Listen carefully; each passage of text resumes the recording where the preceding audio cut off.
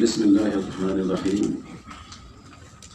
الحمد لله رب العالمين، والصلاة والسلام على سيد الأنبياء والمرسلين وعلى آله وصحبه أجمعين ومن تبعهم بإحسان إلى يوم الدين. محترمہ پروفیسر نجمہ اختر صاحبہ، معزز وائس چانسلر جامعہ ملیہ، اس اجلاس کے صدر عالی قدر، مشہور دانشور اور ہمارے بزرگ دوست پروفیسر اختر الباسی صاحب، پروفیسر اقتدار محمد خان صاحب، پروفیسر ابراہیم موسیٰ صاحب، پروفیسر محمد اسحاق صاحب، پروفیسر سید شاہد علی صاحب، اس اجلاس کے داعی و کنوینر ہمارے عزیز دوست ڈاکٹر وارث مظہری صاحب، حضرات علماء کرام، دانشوران ذی احترام اور طلبہ عزیز،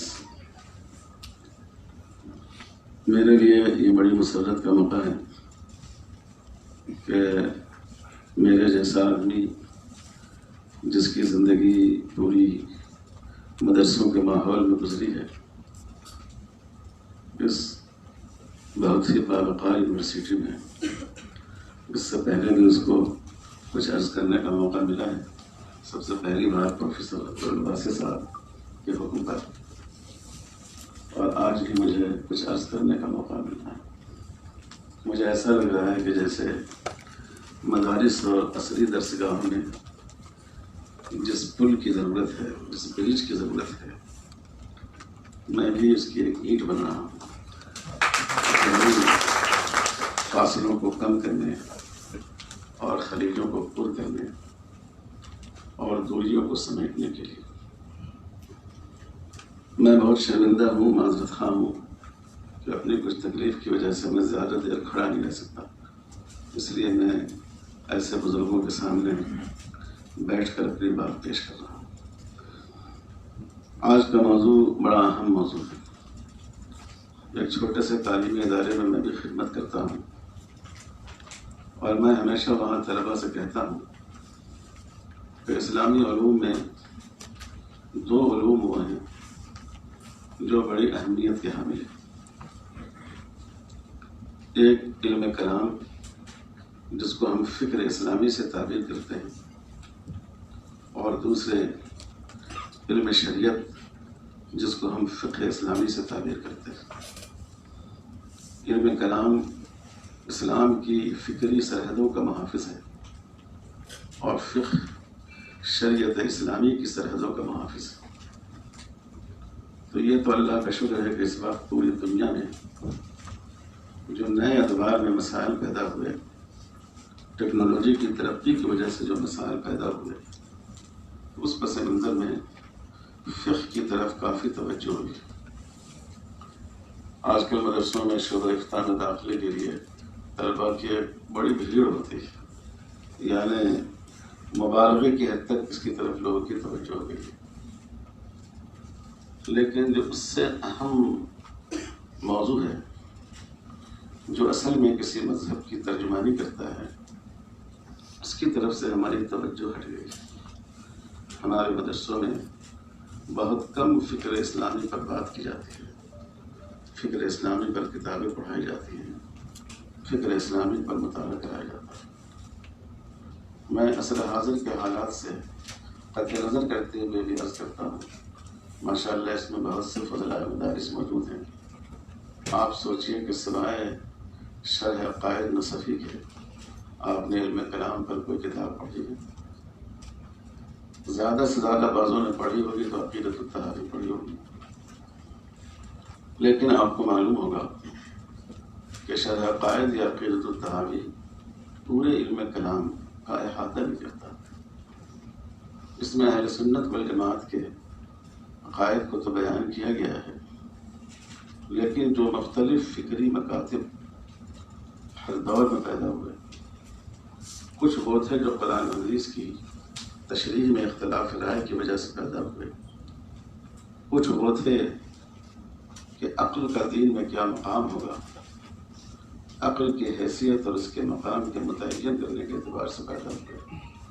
کچھ وہ بھی تھے جو سیاسی حالات کی وجہ سے پیدا ہوئے۔ تو ہم جب علم کلام پڑھتے ہیں تو جیسے ہم فقہ پڑھتے ہوئے جتنے مذاہب فقہیہ ہیں ہماری ان پر ایک نظر ہوتی ہے، ان کے انداز فکر سے ہم واقف ہوتے ہیں، ان کے طریقہ اجتہاد سے ہم واقف ہوتے ہیں۔ ہم علم کلام پر کوئی ایسی چیز نہیں پڑھتے جس میں علم کلام کے جو مکاتب ہیں، مکاتب فکر ہیں، ان کا احاطہ ہو۔ تو ضرورت اس بات کی ہے کہ اس کی طرف توجہ کی جائے۔ جتنے مجددین امت کا آپ نام لیتے ہیں، آپ دیکھیں ان سب کا امتیاز زیادہ تر علم کلام ہے۔ ابتدائی دور سے امام غزالی رحمۃ اللہ علیہ نے اپنا موضوع علم کلام کو بنایا، خود امام ابو حنیفہ رحمۃ اللہ علیہ نے اپنا موضوع علم کلام کو بنایا۔ امام غزالی کا دور اہل منطق کا اور فلسفہ علوم ایران کے غلبے کا دور تھا، تو انہوں نے ان علوم کی روشنی میں اسلام کی حقانیت کو ثابت کیا، اور علامہ ابن تیمیہ نے ایک قدم آگے بڑھ کر یہ ثابت کیا کہ جن اصول و قواعد کو فلاسفہ نے اور اہل منطق نے مسلمات میں شامل کیا ہے وہ خود غلط ہیں، اور انہوں نے الرد علی المنطقیین کی تعریف کی۔ اسی طرح علامہ عز الدین ابن عبد السلام نے علم کلام کی ایک دوسری جہت کی طرف اشارہ کیا کہ اکثریت کے احکام کو اور اسلامی عقائد کو عقل سے، انسانی مصلحتوں سے اور انسانی ضرورتوں سے ہم آہنگ کر کے دیکھا جائے۔ اور مسند الہند حضرت شاہ ولی اللہ صاحب رحمۃ اللہ علیہ نے اس پر وہ شورا آفاق کتاب لکھی کہ جس نے پوری دنیا میں شاہ صاحب کا نہیں بلکہ ہندوستان کا اور ملت اسلامی ہند کا نام روشن کیا۔ لیکن یہ عجیب بات ہے کہ آج ہماری سوچ میں یہ شعبہ تقریباً اس سے نکل سا گیا ہے۔ مجھے بڑی خوشی ہے کہ ہمارے دوست جناب مظہر وارثی صاحب اور ان کے رفقا نے اس جانب توجہ کی ہے۔ دعا ہے کہ ثواب و سداد پر رہتے ہوئے اور دین کے جو بنیادی افکار اور مسلمات ہیں اس پر استقامت اور ثابت قدمی کے ساتھ ان کو اس کام کو آگے بڑھانے کی توفیق میسر ہو، اور اس میں اللہ تعالیٰ کی مدد ان کے شامل ہے۔ دوسری بات جو میں عرض کرنا چاہتا ہوں وہ یہ ہے کہ ہمیں یہ بات ذہن میں رکھنی چاہیے کہ جیسے فقہ اسلامی میں زمانے کے اعتبار سے تبدیلیاں ہوتی رہی، سیاسی حالات کی وجہ سے تبدیلیاں ہوئی، اخلاقی حالات کی بنیاد پر تبدیلی ہوئی، ٹیکنالوجی کی ترقی کی بنیاد پر ترقی ہوئی، اسی طرح جس چیز کو ہم فکر اسلامی کہتے ہیں، اسلام کی فکری ترجمانی اور توضیح و تشریح، اس میں میں یہ تو نہیں کہہ سکتا کہ کوئی بنیادی چیز بدلی گئی، کیونکہ فقہ کی بنیاد زیادہ تر اجتہاد پر ہے، اور عقیدہ و کلام اور فکر اسلامی کی بنیاد زیادہ تر نصوص پر ہے۔ تو اجتہاد میں تبدیلی ضروری ہے، اور نصوص میں تبدیلی، جو نصوص قطعیہ ہیں ان میں تبدیلی نہیں ہو سکتی۔ لیکن یہ بات ہم کو تسلیم کرنی چاہیے کہ ہر زمانے کی ضرورت کے لحاظ سے علم کلام کے دائرے میں وسعت پیدا کی گئی۔ رسول اللہ صلی اللہ علیہ وسلم کا دور، صحابہ کا دور، یا آپ کہہ رہے ہیں کہ حضرت عثمان غنی اور حضرت علی رضی اللہ تعالیٰ عنہ کے زمانے میں جو نزاع پیدا ہوئی، اس سے پہلے کے دور میں توحید، رسالت اور آخرت سیدھے سادے طریقے پر جس کو اسلام نے پیش کیا ہے، یہی فکر اسلامی کی بنیاد تھی۔ جب بھی مسلمان کہیں جاتا اور اس کو اسلام کے بارے میں پیش کرنا ہوتا تو یہی پیش کرتا۔ آپ جانتے ہیں ہرقل کے دربار میں جب رسول اللہ صلی اللہ علیہ وسلم کے نمائندے تشریف لے گئے، انہوں نے یہی پیش کیا۔ شاہ حبش نجاشی کے دربار میں جب حضرت جعفر نے خطاب کیا تو انہوں نے یہی پیش کیا۔ لیکن اس کے بہت کم عرصے کے بعد علم کلام میں کئی نئے مسائل شریک ہوئے، چنانچہ بالکل صحابہ کے دور ہی میں کہنا چاہیے، حضرت علی کے دور میں سیاسی اختلاف کی بنیاد پر، بنو امیہ اور بنو ہاشم کے اختلاف کی بنیاد پر یہ مسئلہ چھڑ گیا کہ خلافت راشدہ کو کب تک مانا جائے، اور رسول اللہ صلی اللہ علیہ وسلم کے بعد خلافت کا مستحق قول۔ یہ حقیقت میں عقیدے کا مسئلہ نہیں تھا، یا قرآن و حدیث نے اس کو بطور عقیدے کا بیان نہیں کیا تھا، لیکن یہ ہماری علم کلام کا جز بنا، اور آج بھی آپ علم کلام کی کوئی کتاب اٹھاتے ہیں تو اس میں یہ بحث ضرور آتی ہے۔ اسی طرح آپ دیکھیں کہ جب معتزلہ کا دور آیا، ایک گروہ معتزلہ کا پیدا ہوا، اور وہ کچھ چیزوں کی عقلی توجیہ پر یقین رکھتے تھے، اور اس میں بہت سے لوگ تھے، کئی بڑے فقہاء احناف ان کا تعلق معتزلہ سے تھا، کئی بڑے فقہاء شافعی ان کا تعلق معتزلہ سے تھا۔ اس فتنے میں، اس مسئلے میں شدت پیدا ہو گئی جب امام احمد بن حنبل رحمۃ اللہ علیہ عباسیوں کے دور میں آزمائش سے دوچار کیے گئے۔ بعض دفعہ نسبتاً ایک کم اہم واقعہ رد عمل میں اس کی اہمیت اور زیادہ بڑھ جاتی ہے۔ تو اب یہ بحث شروع ہوئی کہ شریعت میں عقل کا کیا مقام ہے، اس میں اشاعرہ کا، ماتریدیہ کا، معتزلہ کا اختلاف ہوا، اور اسی ذیل میں آپ دیکھیں کہ ہمارے علم کلام میں اللہ تعالیٰ کی صفات کی بحث کی جاتی ہے، قرآن مجید کے مخلوق ہونے اور نہ ہونے کی بحث کی جاتی ہے۔ یہ اس دور میں اضافہ ہوا، یہ علم کلام کا حصہ بنا اس زمانے کی ضرورت کے مطابق۔ اسی طرح جب خوارج اٹھے اور انہوں نے حکمرانوں کے خلاف بغاوت شروع کی، بنو امیہ کے خلاف بھی بغاوت کی، عباسیوں کے خلاف بھی بغاوت کی، پھر کچھ مسائل علم کلام کا حصہ بن گئے کہ خلافت اصلح ضروری ہے، یعنی کیا یہ بات ضروری ہے کہ قوم میں جو سب سے بہتر آدمی ہو اسی کا حکمراں بننا ضروری ہے، یا یہ ضروری نہیں ہے؟ آپ جانتے ہیں اہل سنت کا نقطۂ نظر یہ ہے کہ ایسا ضروری نہیں ہے، بہتر ہے، ضروری نہیں ہے۔ اگر کوئی ایسا آدمی حکمراں منتخب ہو جائے مسلمانوں میں، اسلامی حکومت میں، جو اپنے اخلاقی معیار کے اعتبار سے کمتر درجے کا ہو، تو جب تک وہ اسلام کے خلاف کھلی ہوئی اس کی مخالفت شروع نہ کر دے، اس وقت تک اس کے خلاف خروج نہیں کیا جائے گا، بغاوت نہیں کی جائے گی۔ یہ بہت معتدل نظریہ ہے سماج اور معاشرے میں امن و امان کو قائم رکھنے کے لیے۔ یہ موضوع فقہا کا تھا، لیکن وقت کے تقاضے کے تحت یہ علم کلام کا موضوع ہو گیا کہ خلافت اصلح ضروری ہے۔ برطانوی عہد میں آپ جانتے ہیں کہ مرزا غلام احمد قادیانی نے نبوت کا دعویٰ کیا، اور یہ مسلمانوں کا اجماعی عقیدہ ہے کہ رسول اللہ صلی اللہ علیہ وسلم پر سلسلہ نبوت ختم ہو چکا ہے، اور من جانب اللہ حضرت ابوبکر صدیق رضی اللہ تعالیٰ عنہ کے زمانے میں ایسے بعض لوگوں کا ظہور ہوا جنہوں نے نبوت کا دعویٰ کر دیا۔ یہ گویا غیبی نظام یہ تھا کہ مسلمانوں پر صحابہ کا اسوہ ان کے سامنے آ جائے۔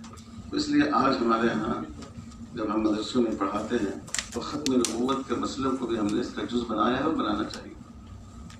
یہ بات میں اس لیے کہہ رہا ہوں کہ ہم اہل مدارس کو یہ سوچنا چاہیے کہ علم کلام صرف ان مسائل تک محدود نہیں ہے جن کو ہم نے شرح عقائد میں پڑھا ہے، جن کو ہم نے عقیدۃ الطحاوی میں پڑھا ہے، جن کو ہم نے امام غزالی رحمۃ اللہ علیہ کے الاقتصاد فی الاعتقاد میں یا تحافظ الفلاسفہ میں پڑھا ہے۔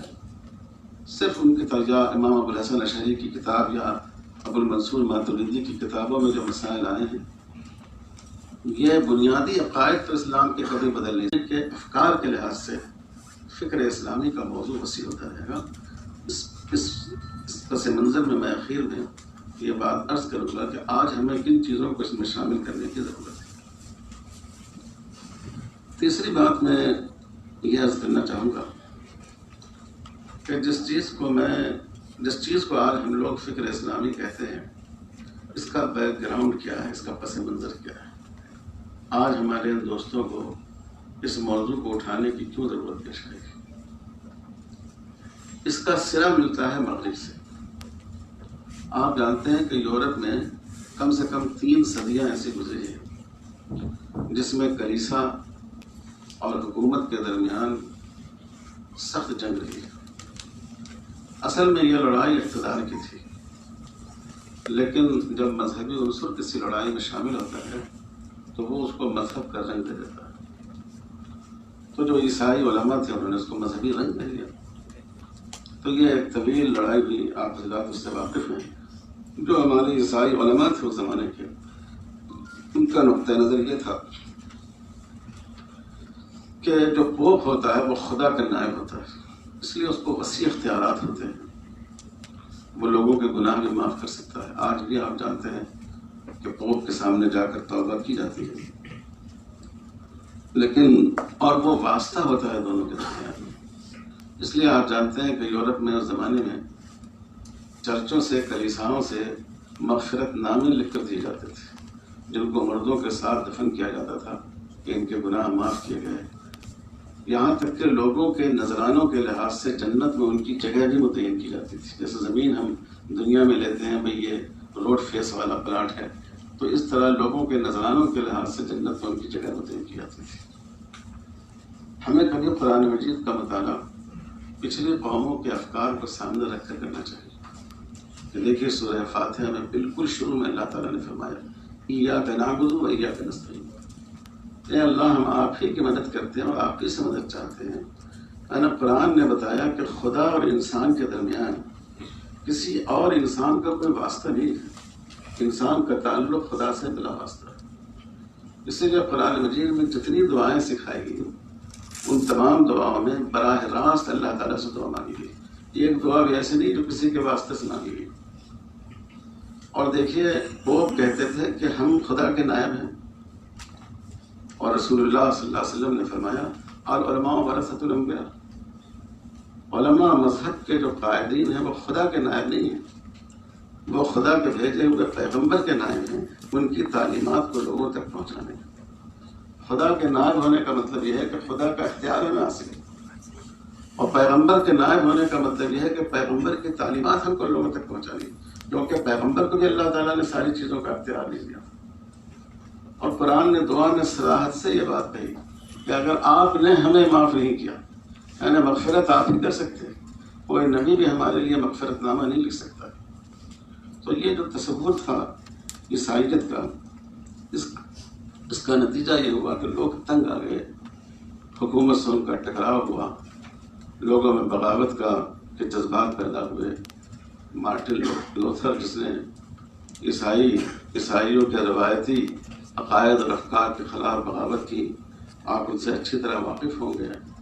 آپ کو مجھ سے زیادہ معلوم ہوگا کہ بعض سائنسدانوں کو زندہ جلا دیا گیا اور بعض سائنسدانوں کو قید کر کے 3 سال ان کو توبہ نامہ لکھ کر دیا گیا کہ آپ اس کو پڑھتے رہیں۔ میں برطانیہ گیا تھا، آکسفورڈ میں گیا تھا، تو وہاں بہت صاف شفاف سڑکیں تھیں۔ ایک جگہ ہم نے دیکھا کہ وہاں پر کچھ بہنگم ہوئے پتھر ہیں۔ تو جو لوگ ہمارے ساتھ تھے میں نے ان سے پوچھا کہ اس کی کیا وجہ ہے، تو انہوں نے کہا کہ یہ وہ جگہ ہے جہاں سائنسدانوں کو نظر آتش کرنے کی سزا دی جاتی تھی۔ تو میں نے کہا کہ اللہ کا شکر ہے کہ عالم اسلام میں کوئی ایسی جگہ نہیں کہ جہاں کسی عالم نے کسی سائنسدان پر سائنسی تحقیق کے بنا پر سزا دی۔ اس کا نتیجہ یہ ہے کہ انہوں نے سائنس کو، تحقیق کو، ہر چیز کو مذہب کی زنجیر میں اور اس کی بیڑیوں میں جکڑ کر رکھ دیا۔ آپ کو معلوم ہے کہ جب سائنسدانوں نے کہا کہ زمین سورج کے گرد گردش کرتی ہے تو عیسائی علماء نے ان کو مرتد قرار دے دیا، اور انہوں نے کہا یہ کیسے ہو سکتا ہے جب حضرت عیسیٰ زمین میں نازل کیے گئے اور ان کے عقیدے کے مطابق یہاں وہ 3 دن کے لیے دفن رہے اور یہاں وہ پھانسی پر چڑھائے گئے کفارہ بننے کے لیے، تو زمین افضل ہوگی، اس کے گرد سورج گردش کرے گا۔ اگر زمین کو سورج کے گرد گردش کرایا جائے تو اس سے حضرت عیسیٰ کی توہین ہوتی۔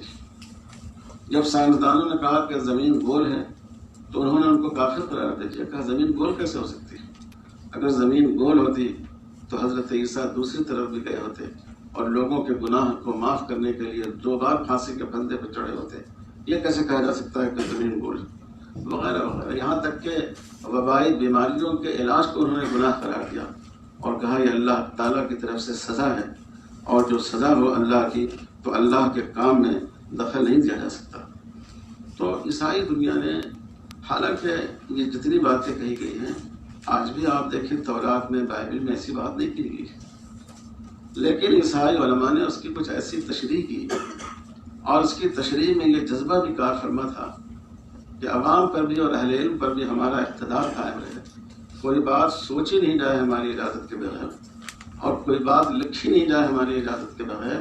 اس کے نتیجے میں ایسا غلو پیدا ہوا، اور اس غلو کی وجہ سے عیسائیت کے خلاف بغاوت پیدا ہوئی۔ یہاں سے ہماری اس دور میں جو فکر اسلامی کے مسائل ہیں اس کا آغاز ہوتا ہے۔ یہ میں اس لیے کہہ رہا ہوں، یہ جب بغاوت ہوئی کلیسا کے خلاف تو ہونا یہ چاہیے تھا کہ کلیسا کی ظلم و زیادتی تک یہ بغاوت محدود رہتی، لیکن یورپ نے سمجھا کہ دنیا میں یہی مذہب ہے، تو عیسائیت کے خلاف بغاوت مطلقاً مذہب کے خلاف بغاوت کے سانچے میں بدل گئی، اور اس سے بنیادی طور پر میں سمجھتا ہوں کہ دو باتیں پیدا ہوئی، ایک تو خدا کا انکار، اور دوسرے یہ کہ اگر خدا کو مان بھی لیا جائے اور یہ سمجھ لیا جائے کہ مذہب کی کوئی حقیقت ہے تو زندگی سے اس کا کوئی تعلق نہیں۔ انسان اپنی زندگی کے معاملے میں آزاد ہے، صرف عبادت سے اور کچھ رسوم و رواجات سے اس کا تعلق ہے، اور مسلسل مغربی سائنسدانوں نے اس کو تقویت پہنچائی۔ آپ جانتے ہیں کہ نیوٹن نے کہا کہ کائنات خود بخود وجود میں آئی، سب سے بڑی دلیل جو کتابوں میں اللہ تعالیٰ کے وجود کی پیش کی گئی ہے وہ اس کائنات کا وجود ہے کہ اللہ نے اس کو پیدا کیا ہے۔ تو جب یہ کہہ دیا جائے کہ کائنات خود بخود پیدا ہو گئی ہے تو اب اس کے بعد آپ کی ہماری یہ دلیل، اس کی اہمیت ختم ہو جاتی ہے۔ اسی طرح ایک بڑی دلیل جو قرآن نے بھی پیش کی ہے، دوسری مذہبی کتابوں نے بھی پیش کی ہے، مذہب کے وجود کی، کیونکہ مذہب کا وجود متعلق ہے خدا کے تصور کے ساتھ۔ وہ یہ کہ ہم لوگوں کا وجود انسان کو کہ انسان کو اللہ تعالیٰ نے پیدا کیا ہے، ہماری پیدائش اور ہماری تخلیق خود اللہ کے وجود کی دلیل ہے۔ اسی لیے قرآن مجید میں ہم دیکھتے ہیں کہ کثرت سے اللہ تعالیٰ کی دلیل کے طور وجود کے دلیل کے طور پر انسان کی تخلیق کا ذکر کیا گیا۔ لیکن آپ جانتے ہیں کہ ڈارون کے فلسفے نے گویا اس بات کو انہوں نے اپنے خیال کے مطابق ظاہر کیا کہ اس میں اللہ تعالیٰ کے عمل کا کوئی دخل نہیں ہے، یہ ایک فطری عمل ہے، ارتقاء کے ذریعے انسان کا وجود، انسان یہاں تک پہنچا ہے، انسان پہنچا ہے۔ تو خدا کا اس طرح انکار کیا گیا کہ جن چیزوں کو خدا کے وجود کی دلیل بنایا جاتا تھا ان میں خدا کے روح، خدا کے کسی حصے کا، خدا کی قدرت کا انکار کر دیا گیا۔ اسی طرح آپ دیکھیں دوسرا جو اہم عقیدہ ہے، جو قیامت کا عقیدہ ہے، تو بہت سے سائنسدانوں نے یہ تصور پیش کیا کہ مادہ یہ فانی نہیں ہے، یہ غیر فانی ہے۔ یہ تصور اسلام سے پہلے بھی تھا، آپ علم کلام میں اور جو فلسفے کی کتابوں میں پڑھتے ہیں کہ پہلے بھی فلاسفہ یونان کہتے تھے کہ مادہ غیر فانی، اس کی صورتیں بدلتی ہیں مگر اس کا وجود ختم نہیں ہوتا ہے۔ تو اگر آپ مادہ کو غیر فانی مانیں گے جو کبھی فنائی نہیں ہوتا ہے، یہ جو مغرب میں اہل علم کی بغاوت شروع ہوئی عیسائیت کے خلاف، یہ اس بغاوت نے رنگ اختیار کر لیا مذہب کی مخالفت کا، اور پھر جو مذہب کی بنیادیں تھیں ان بنیادوں کو منہدم کرنے کی کوشش کی گئی۔ اور ایک تصور، چونکہ جو چیز آدمی کی روایت کا حصہ ہوتا ہے، آدمی اس سے بالکل باہر نکل جائے یہ بات بہت مشکل ہوتی ہے۔ تو اس لیے پھر ایک تصور یہ پیدا ہوا کہ ٹھیک ہے خدا ہے، مذہب کا وجود ہے، لیکن اس مذہب کی عملداری صرف ہماری عبادات میں ہے۔ ہم جب چرچ میں جائیں قیصر کو قیصر کا حق دو، خدا کو خدا کا حق دو۔ جب ہم عبادت گاہوں میں جائیں تو وہی مذہب ہمارے لیے ہے۔ جب ہم عبادت گاہوں کی چہاردیواری سے باہر نکل جائیں تو اب ہمارے لیے اس میں مذہب کی ضرورت نہیں ہے، ہم اپنی سوچ کے مطابق عمل کریں۔ یہ اصل میں بنیاد ہے عہد جدید میں فکر اسلامی کی۔ کہ مغرب نے عیسائیت سے بڑھ کر پورے مذہب کو، مذہبی افکار کو نشانہ بنایا، خدا کا انکار کیا، آخرت کا انکار کیا، مذہب کے دائرۂ عمل کو محدود کر دیا، یہاں اسلام سے اس کا ٹکراؤ ہوتا ہے۔ اب اس کے آخری حصے پر میں آتا ہوں کہ اس پس منظر میں اب ہمیں کیا کرنے کی ضرورت ہے۔ اس میں 3-4 نکات آپ سے عرض کرنے ہیں۔ پہلی بات تو یہ ہے کہ ہمیں اسلام کو سمجھانے کا منہج بدلنے کی ضرورت ہے۔ آپ جانتے ہیں کہ علم کلام میں یہ بات کہی گئی ہے کہ علم کے 3 ذرائع ہیں۔ ایک احساسات ہیں انسان کے، جن سے آدمی کسی چیز کو جانتا ہے، دوسرے انسان کی عقل ہے، اور تیسرے خبر ہے، خبر صادق، صحیح خبر، صحیح اطلاع کسی بھی میدان میں۔ اللہ کی خبر تو ہوتی ہے خبر صادق، لیکن ہم بہت سے فیصلے انسانوں کی خبر پر بھی کرتے ہیں۔ عام طور پر ہمارے یہاں علم کلام میں اسلام کے معتقدات کو سمجھانے کے لیے زیادہ تر خبر صادق کا سہارا لیا گیا ہے۔ آپ عذاب قبر کی بحث پڑھتے ہیں، وہ اس میں یہ حدیث ہے۔ آپ کسی مسئلے کا ذکر کرتے ہیں، وہ اس میں قرآن مجید کی آیت ہے۔ یہ اب بھی رہنا چاہیے، سر آنکھوں پر، یہ تو ضروری ہے، یہ ہماری بنیاد ہے۔ لیکن جب علم کا ایک ذریعہ عقل کو مانا گیا ہے، اور مجھے سید احمد خان مرحوم کی یہ بات بہت پسند آتی ہے کہ قرآن مجید اللہ تعالیٰ کا قول ہے اور کائنات اللہ تعالیٰ کا فعل ہے، اور اللہ کے قول اور فعل میں تضاد نہیں ہو سکتا۔ اسلام کا کوئی عقیدہ ایسا نہیں ہے جو عقل سے، جس کو عقل سے ماورا بعض چیزیں ہو سکتی ہیں، جو عقل سے متصادم ہونے سے کوئی بات نہیں ہو سکتی۔ تو آج ہمیں اس بات کی کوشش کرنی چاہیے کہ جو اسلام کے مسلمہ اعتقادات ہیں ان کو ہم عقل کی ترازو پر تول کر لوگوں کو سمجھائیں، اور یہ بات آج زیادہ ممکن ہو گئی ہے۔ دیکھیے، گزشتہ دور میں جو فلسفہ تھا وہ زیادہ تر نظری تھا، اور موجودہ دور کی جو سائنس ہے اس کی بنیاد زیادہ تر مشاہدات پر، واقعات پر ہے۔ تو ہمیں یقین ہے کہ واقعات پر، مشاہدات میں جتنا اضافہ ہوتا جائے گا قرآن مجید کی، اتنی زیادہ تصدیق ہوتی جائے گی، اور ہو رہی ہے آج۔ تو اس بات کی ضرورت ہے کہ ہم آج کے دور میں اس مضمون کو پڑھنے میں، اس مضمون کو پڑھانے میں، اس مضمون کو لکھنے اور سمجھانے میں ہم اس پہلو کو سامنے رکھیں کہ خبر صادق نصوص کے ساتھ ساتھ جو ایک مسلمہ ذریعہ علم اسلام میں عقل کا ہے، اس سے ہم اس کی موافقت، ہم دین کو عقل کے موافق نہیں کریں، ہم عقل کو دین کی موافقت میں بیان کریں، اور اس طور پر پیش کریں کہ لوگوں کے لیے، جو ہمارے غیر مسلم بھائی مفکرین ہیں، ان کے لیے بھی اس کو قبول کرنا آسان ہو، اور اسلام میں اس کی پوری صلاحیت ہے۔ اس میں کوئی حکم اسلام کا، چاہے وہ ہماری عملی زندگی سے ہو، چاہے ہمارے افکار سے ہو، کوئی ایسا حکم نہیں ہے کہ جو عقل کے خلاف ہے۔ دوسری ضروری چیز ہے اس میں توسیع۔ جیسا میں نے شروع میں سے یہ تمہید باندھی تھی کہ علم کلام میں بھی زمانے کی ضرورت کے لحاظ سے توسیع ہوتی رہی۔ آج کچھ چیزوں کو اس میں شامل کرنے کی ضرورت ہے، اور یہ کہا جا سکتا ہے کہ یہ فکر اسلامی کا حصہ بن گیا ہے۔ جیسے اس میں 3 چیزوں کا میں ذکر کروں گا۔ ایک تو احکام شریعت کے مصالح، جو شاہ ولی اللہ صاحب نے حجت اللہ البالغہ میں کیا، یا علامہ عز الدین بن عبد السلام رحمۃ اللہ علیہ نے لکھا کہ جو شریعت کے احکام ہیں، بالخصوص پرسنل لا میں، احوال شخصیہ میں، اور دوسرے اسلام کے قانون تعزیرات ہیں، اس کی معنویت کیا ہے، اس کی مصلحت کیا ہے، لوگوں کے لیے اس کی افادیت اور نافعیت کیا ہے، اس کو آج ہمیں فکر اسلامی کا یا علم کلام کا آج اس کو موضوع بنانا چاہیے۔ دوسری بات میں عرض کروں مسلم اور غیر مسلم تعلقات کا۔ اسلام کی ایسی تصریح پیش کی گئی ہے گویا یہ بہت ہی شدت پسند مذہب ہے، اپنے مذہب سے ہٹ کر کسی کو دیکھنا ہی نہیں چاہتا ہے۔ بعض لوگ تو یہ سمجھتے ہیں کہ اسلام کہتا ہے کہ کوئی غیر مسلم نظر آئے تو اس کی گردن اتار دو، لا حول ولا قوت الا باللہ۔ جو اسلام کی حقیقی تصویر ہے، اسلام نے انسانیت کی بنیاد پر بھائی چارے کی تعلیم دی، اسلام نے دین کے معاملے میں اکراہ سے منع کیا، یہاں تک کہ صحابہ نے اپنے بعض قریبی لوگوں کی امداد بند کر دی، وہ مسلمان نہیں ہو رہے تھے، تو حضور صلی اللہ علیہ وسلم نے منع فرمایا۔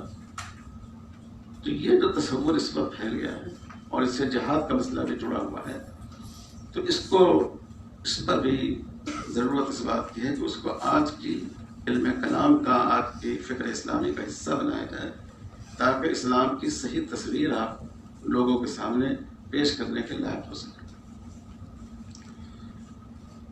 اور تیسری چیز ہے خواتین کے حقوق۔ حالانکہ عجیب بات ہے کہ جو عزت کا مقام اسلام نے دیا خواتین کو، مذاہب عالم اور قوانین عالم میں اس کی مثال نہیں ملتی۔ سب جانتے ہیں یورپ میں خود بہت سے ملکوں میں 19ویں صدی کے دوسرے نصف میں جا کر عورتوں کو حق دیا گیا ہے، اس کا میراث میں حق دیا گیا ہے۔ روس میں بہت کم عرصہ پہلے عورتوں کو ووٹ دینے کا حق دیا گیا۔ حالانکہ اسلامی تاریخ میں ہم دیکھتے ہیں کہ جب سیدنا حضرت عمر رضی اللہ تعالیٰ عنہ کی وفات ہوئی اور حضرت عبد الرحمن ابن عوف رضی اللہ تعالیٰ عنہ کو ذمہ دار بنایا گیا کہ وہ حضرت عثمان غنی اور حضرت علی مرتضیٰ ان دونوں کے درمیان لوگوں کی رائے معلوم کریں، تو وہ کہتے ہیں کہ ہم نے مدینے کے ایک ایک گھر سے رائے معلوم کی، یہاں تک کہ پردہ نشی خواتین سے بھی ہم نے رائے لی۔ تو کیا اس سے یہ بات ثابت نہیں ہوتی ہے کہ اسلام میں عورتیں ووٹ دے سکتی ہیں؟ لیکن میں یہ بتا رہا ہوں کہ تصویر کچھ اس طرح کے لوگوں کے سامنے ہے، وہ اسلام بہت ہی شدت پسند مذہب ہے۔ عورتوں کو ہر مذہب میں آپ جانتے ہیں، بائبل میں ان کو گناہ کا دروازہ کہا گیا، ہمارے دوسرے مذاہب میں منحوس کہا جاتا تھا، اور یہ بات ہمارے عیسائی یا یہودی بھائیوں کے یہاں مسلم تھی کہ حضرت حوا علیہ السلام نے غلطی کی اور جنت سے نکالی گئی۔ قرآن نے دیکھیے کس طرح عورتوں کو عزت دی اور اس دعوت کو عزت ہوا کہ قرآن نے اس کی نسبت حضرت آدم علیہ السلام کی طرف کی۔ پہلی بات تو کہی کہ فَأَزَلَّهُمَا الشَّيْطَانُ، شیطان نے ان کو بھٹکا دیا تھا، اور پھر اس کے بعد کہا کہ وَعَصَىٰ آدَمُ رَبَّهُ، غلطی جو ہوئی اس کی نسبت حضرت آدم کی طرف کی گئی، حضرت حوا کے بجائے۔ ایک مسلمہ جو عورتوں کے ساتھ ایک تصور ان کی تزلیل کا بنا ہوا تھا، اس تصور کو اللہ تعالیٰ نے بدلا، اسلام نے بدلا ہے۔ تو آج کے دور میں اس بات کی بھی ضرورت ہے کہ خواتین کے حقوق جو واقعی اسلام میں ہیں اور بہت وسیع ہیں، ان کو صحیح طور پر پیش کیا جائے، اس کو فکر اسلامی کا حصہ بنایا جائے، تاکہ لوگ اس حقیقت سے واقف ہوں۔ اور اس میں ہم کو اپنی طرف سے کوئی چیز کہنے کی ضرورت نہیں، ہم صرف قرآن و حدیث کی چیز اگر ہم لکھ دیں تو یہ بات کافی ہے۔ اس ضمن میں ایک بات اور بھی عرض کر دیتا ہوں، دیکھیے ہماری جو فقہ کی کتابیں لکھی گئی ہیں وہ اس دور میں لکھی گئی ہیں جو اسلام کے غلبے کا دور تھا، پوری دنیا میں مسلمانوں کی حکومت ہوتی ہے، تو غلبے کی بھی کچھ نفسیات ہوتی ہے۔ ابھی آج کل بھی ہم لوگ اس نفسیات کو دیکھ رہے ہیں، ہر دن کوئی نہ کوئی واقعہ سامنے آ جاتا ہے۔ اس میں اگر کسی عالم نے کوئی بات ایسی لکھ دی ہو، اس کو اسلام کا سر نہیں تھوپا جا سکتا۔ آپ دیکھیں کہ قرآن میں کیا ہے، حدیث میں کیا ہے، صحابہ کے آثار میں کیا ہے، یہ ہماری بنیاد ہے۔ اور جو اصل مذاہب فقیہ ہیں، امام ابو حنیفہ ہے، امام مالک ہے، امام شافعی، امام احمد ہے، ان حضرات نے کیا بات کہی، اس کی اہمیت۔ یہ کہیں کوئی چیز ایسی آ گئی ہو، چونکہ فقہ جو ہے، میں لوگوں کو اپنے طلباء کو بھی کہتا ہوں کہ دیکھو ایک سمندر ہے، سمندر میں ہیرے اور موتی بھی ہوتے ہیں اور خس و خاشاک بھی آ جاتے ہیں، تو اس میں اسی لیے فقہا نے ہر قول کو مفتاح قرار نہیں دیا ہے، اور یہاں تک کہ بعض چیزوں کے بارے میں کہا ھذا مما یعلم ولا یفتیٰ علیہ، آپ کی معلومات کے لیے ہے لیکن اس کو فتویٰ نہیں دیا جا سکتا۔ تو یہ ایک دوسری چیز ہوئی، ایک تو ہمارا منہج تھوڑا سا تبدیل ہو، اور دوسرے اس کے مسائل میں توسیع ہو۔ تیسری بات یہ ہے کہ آپ جانتے ہیں کہ اہل یورپ نے استشراق کے نام سے ایک مستقل فن کو وجود بخشا، اور آج ایک بڑا کتب خانہ اس موضوع پر آ چکا ہے، اور اسلام کے تمام علوم و فنون کو شاید آٹے کی جو چھلنی ہوتی ہے اس سے بھی زیادہ باریک چھلنی سے چھاننے کی کوشش کی ہے، اور جتنی اچھی باتیں تھیں ان کو چھوڑ دیا گیا، اور جو کچی پکی باتیں کہیں سے آ گئی تھی ان کو بنیاد بنا کر بہت کچھ لکھ دیا گیا۔ آج ضرورت ہے مسلمانوں میں استغراب کی، مسلمان علماء اور دانشوروں میں ایک ایسا طبقہ پیدا ہو جو مغربی زبانوں کو اچھی طرح پڑھ کر اور مغربی افکار کا اچھی طرح مطالعہ کر کے ان کی کمزوریوں کو ہم دلیل اور تحقیق کے ساتھ بتانے کے موقف میں ہوں۔ چوتھی اور آخری بات میں کر کے اپنی بات عرض کرتا ہوں، ختم کرتا ہوں، کہ اصل میں مولانا سے بھی میں عرض کرتا ہوں کہ ہمیں علم کلام کے موضوع پر، اسلامی فکر کے موضوع پر دونوں باتیں ضروری ہیں. ہم غلو سے بھی بچیں اور ہم اپنے آپ کو انحراف سے بھی بچائیں. جیسے میں دونوں کی ایک مثال دیتا ہوں. مشہور بات ہے، ہم لوگوں نے بچپن میں اس وقت پہلی بار تو ہمارا ملک خود ماشاء اللہ کل ایک بہت بڑا واقعہ ہمارے یہاں خوشائند واقعہ ہوا، ہمیں اس کو فخر ہونا چاہیے. لیکن جب پہلی بار یہ بات آئی کہ امریکہ چاند پر گیا ہے تو بہت سے علماء نے انکار کیا کہ امریکہ کیسے چاند پر کیسے جا سکتے ہیں، چاند پر تو نہیں جا سکتے. ہم لوگ جلالین پڑھتے تھے تو وہاں ایک استاد نے کہا کہ سب جھوٹ ہے، چاند پہ کیسے چلا جائے گا. اب ایک چیز واقعہ ہے اور کہیں قرآن میں یہ بات نہیں آئی. قرآن نے تو کہا کہ پوری کائنات کو اللہ نے تمہارے لیے مسخر کیا ہے. چاند کیا اگر کسی زمانے میں فرض کیجیے کہ کوئی انسان سورج پر بھی چلا جائے، میں فرض کے طور پر بول رہا ہوں، تب بھی وہ قرآن کے خلاف بات نہیں ہے. قرآن نے اس کے بارے میں کچھ نہیں کہا. یہ ایک غلو ہے کہ جو نئی چیز آئے ہم اس کا انکار کر جائیں. دوسرا پہلو یہ ہے کسی چیز کو پرکھے بغیر ہم اس کو قبول کر لیں، یہ بھی غلط ہے. جن باتوں کی بنیاد اسلام میں قطعی دلیلوں پر ہو، قطعیات پر ہو، نص قرآنی پر ہو، خبر متواتر پر ہو، ہم ان سے ہٹ نہیں سکتے. کوئی بات سمجھ میں نہیں آتی ہے تو یہ ہمارا قصور فہم ہے. جیسے میں ایک مثال دیتا ہوں آپ سے، یہ بہت پہلے کی بات نہیں ہے، یہ آج سے ایک سمجھیے کہ 50 60 70 سال پہلے کی بات ہو. حدیث میں یہ بات آئی ہے کہ قیامت کے قریب پوری دنیا کے جوش یہودی یہ فلسطین میں جمع ہو جائیں گے. اس وقت یہودی پوری دنیا میں مارے پھرتے تھے، بڑا ظلم ہوتا تھا ان کے ساتھ. یورپ کے ایک ملک سے دوسرے ملک، اس ملک سے اس ملک، قتل عام، ایک تو مشہور قتل عام ہے، اس کے علاوہ بھی ان کا قتل عام ہوا. اور فلسطین سے تو وہ کوسوں دور تھے. تو اس وقت میں بعض لوگوں نے اس حدیث کا انکار کر دیا. بعض لوگوں نے یہ لکھا کہ یہ حدیث بالکل واقعے کے خلاف ہے اور جو بات واقعے کے خلاف ہے وہ حدیث نہیں ہو سکتی. لیکن آج وہ واقعہ آپ کی آنکھوں کے سامنے کہ پوری دنیا کے یہود فلسطین میں جمع. یعنی میں یہ کہنا چاہ رہا ہوں کہ اجلت سے کام نہیں لینا چاہیے. ہماری سوچ میں ایک استقامت ہونی چاہیے کہ جو بات دلیل قطعی سے ثابت ہے وہ غلط نہیں ہو سکتی. ہم اس کو پیش کرنے کا سلیقہ سیکھیں کہ کس طرح ہم اس کو پیش کر سکتے ہیں. تو جو اجتہادی چیزیں ہوتی ہیں ان میں تبدیلی قبول کرنے میں آدمی جلدی قبول کر سکتا ہے. لیکن جو قطعیات ہیں ان میں ہمارے اندر استقامت ہونی چاہیے. غلو بھی نہیں ہونا چاہیے اور استقامت بھی ہونی چاہیے. اس طرح ہم کو فکر جدید کی تشکیل کا کام کرنا چاہیے. اور اخیر میں اپنے دوست مولانا سے عرض کرتا ہوں، میں بہت شکر گزار ہوں اور میرا خیال ہے کہ یہ جو آپ نے سلسلہ شروع کیا بہت ضروری ہے. اس میں مدرسے بیک گراؤنڈ کے جو علماء ہیں، صرف طلبہ نہیں بلکہ اساتذہ، ان کو بھی آپ جوڑنے کی کوشش کیجیے، کیونکہ مل کر ساتھ بیٹھنے سے توقش دور ہوتا ہے. اور اگر آدمی ساتھ نہ بیٹھے تو اگر تھوڑی کمی ہوتی ہے تو بہت زیادہ محسوس ہوتی ہے، اور نہیں ہو تو وہ بھی کمی محسوس ہوتی ہے. تو ایسی مجلس مذاکرہ ہونی چاہیے جس میں دونوں حلقے کی پوری نمائندگی ہو، ان کو گفتگو کا، اظہار خیال کا موقع دیا جائے. اور ہمارا بھی یہ کام ہے، ہمارے طبقے کے، جو کہ بہت سے لوگ ہمارے طبقے کے اس لیے کہتا ہوں کہ ہمارے طبقے کی ایک کمی ہے کہ ہمارے اندر قوت برداشت بہت کم ہو گئی، اختلاف رائے کو برداشت کرنے کی. امام شافعی رحمۃ اللہ علیہ نے امام محمد بن حسن جو امام حنیفہ کے شاگرد تھے اور فقہ عراقی کے نمائندہ تھے، تو ان کی ایک تعریف کی ہے. انہوں نے کہا کہ میں نے امام محمد سے بڑھ کر کسی فقیہ کو نہیں دیکھا. امام شافعی بڑے ذہین فقیہ، ادیب، علوم القرآن کے ماہر.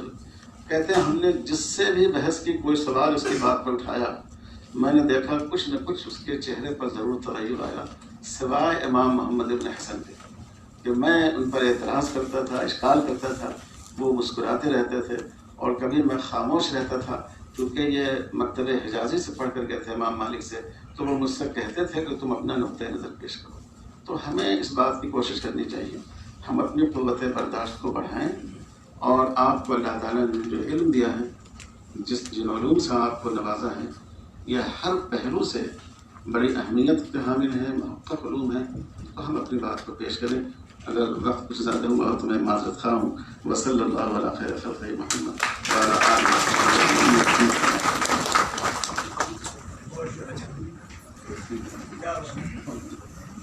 آپ کی طرف